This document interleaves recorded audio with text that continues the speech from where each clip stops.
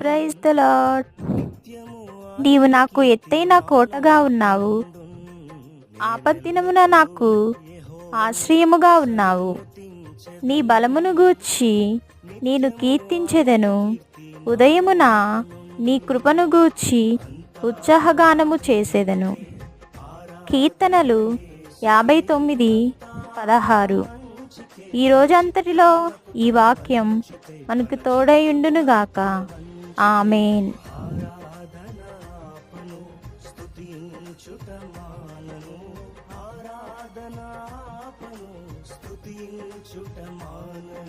స్తుతించుట మానను